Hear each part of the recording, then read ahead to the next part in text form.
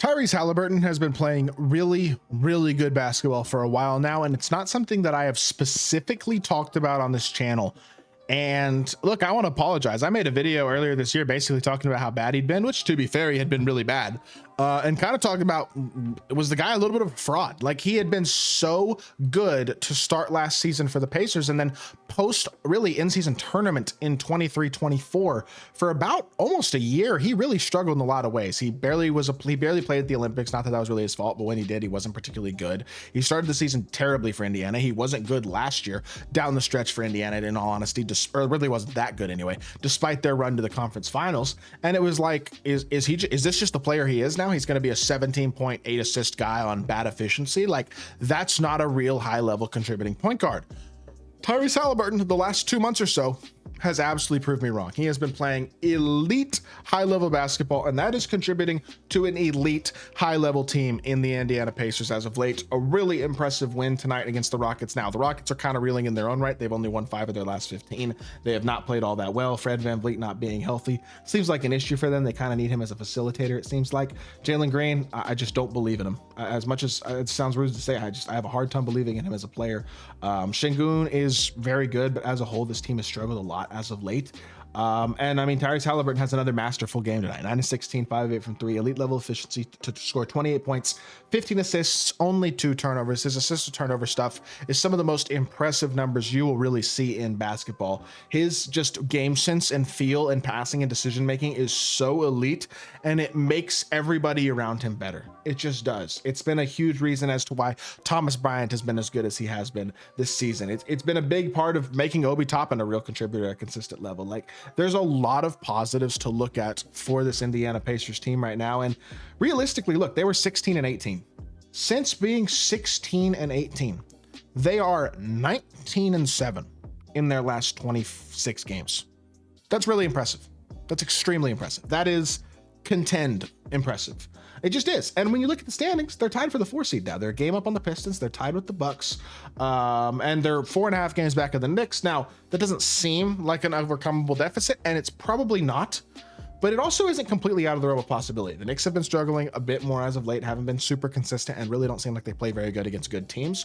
Whereas the Pacers are playing high-level basketball no matter who they play over the past couple of months, and really look like a scary team. And it's especially scary when you have a player like Tyrese Haliburton playing as well as Tyrese Haliburton is. I mean, his numbers the last couple months have been insane. After, again, starting the season very rough. First 5 games of the year, he's 14 points a game, 25% from 3, 6 assists, 6.6 assists, still really good assist turnover numbers, but certainly not what you expect to see. Even the entire month of November, it's like he's shooting 37% from 3, but he's not really getting to the rim. He's not shooting incredibly efficiently at the rim. This turnover stuff is still great, but he's only averaging 18 a game. It's like, it's still not really star point guard stuff. And even in December, the efficiency remains low, 35% from 3. He's averaging 17 and 8, and it's just like, or I guess 18 and 8 pretty much, but it's still underwhelming. It's not high level consistent performance by any means from Tyrese Haliburton. Since the new year, he has been awesome. In the month of January, 20 points a game, 44% from 3, 8.6 assists to only 1.5 turnovers. That is beyond elite. A better than 5-1, nearly 6-1 assist to turnover ratio in that stretch. Incredible basketball. February is more of the same, still only scoring 18.8 a game, but that's 19 and 9 on 45.5% from 3. Elite level efficiency, and again 9.2 assists to 1.6 turnovers, again close to a 6-1 assist to turnover rate. Insanely high level stuff from Tyrese Haliburton. And then in the month of March so far, I know it's only 2 games, but 28 points, 17 points, you're looking at again averaging about over 20 a game, 13 and a half assists and a total of 3 turnovers. He has 27 assists and 3 turnovers in his first 2 games of March, and did it against a high-level defensive team tonight in the Houston Rockets. I mean, just really consistently impressive stuff from a guy who was an all-NBA player last season and deserved to be. I mean, he was the best guard damn near in basketball last year, the first couple months of the season. And then he just kind of fell off, and it was like, what happened? Tyrese Haliburton is back in full force at this point. He is a 20 and 10 guy on a night-to-night basis. He's doing it while shooting the three ball at an elite level. He's doing it while actually managing to get to the rim more consistently as well, which is another big aspect of his game that he wasn't doing a lot of earlier in the year. He just looks healthier. He looks better. He looks more confident. He looks more in tune with his teammates. The team as a whole is just flowing so much better over these past couple months, and it makes them extremely scary. And the most interesting thing is when you look at the standings, look, they're tied with the Bucks. They're a game up on the Pistons, and they're 4.5 games back on the Knicks, right? The Bucks have the hardest schedule left in the East by a pretty significant margin.